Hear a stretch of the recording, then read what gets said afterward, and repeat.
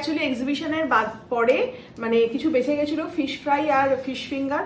তো নেপলি বললো সোনালি দি তুমি কিছু নিয়ে যাও, কাঁচা দিয়ে দিচ্ছি তোমরা ভেজে খাবে। তো ফার্স্টে বলছিলাম যে না না দেবো না, আর আবার সব বয়ে বয়ে নিয়ে, তারপর বলছিলাম ঠিক আছে দিক, আমাদের তো অনেকে আছে আমরা তো সেক্ষেত্রে আমরা নিয়ে এসেছিলাম। আর আমাদের যে স্টাফ আছে সোনালি সুতো তাদেরকেও গরম গরম ভেজে দেওয়া হলো, মা খেলো। আমি কুনারা রাইস দাও খাবো, আর এখানে সোনিয়া সৌমিকও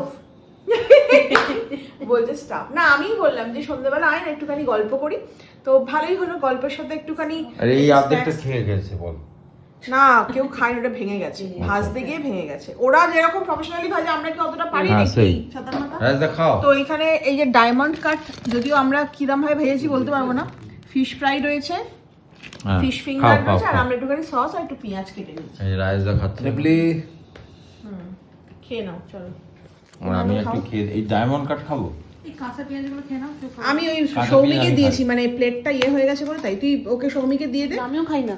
ও তুইও কাঁচা পেঁয়াজ, তাহলে কুনালদাকে দিয়ে দে, কুনালদা ভালো খায়। হ্যাঁ কুনাল কাঁচা পেঁয়াজ মানে একদম প্রচুর খায়। কি ভালো হয়েছে খাওয়ার, মানে আড্ডা তো জমেই যায়, তার সাথে খাওয়াটা হলে আরো বেশি জমে যায়।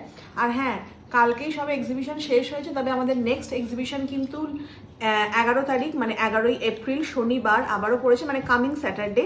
এবারে হচ্ছে বেহালাতে। কালকে প্রচুর জন এসে জিজ্ঞাসা করেছে বেহালার কোথায় হচ্ছে। বেহালায় হচ্ছে Matadi banquet, Diamond Harbour Road, Janakalyan near S31 bus stand. আর এটা হচ্ছে বলো চৌরাস্তায়। তো অ্যাজ ইউজুয়াল টাইমিংটা আমি পরে ঠিক করে তোমাদের জানিয়ে দেবো যে কোথায়। আর আমি ঠিকানাটাও কিন্তু ফার্স্ট কমেন্টে দিয়ে দিচ্ছি।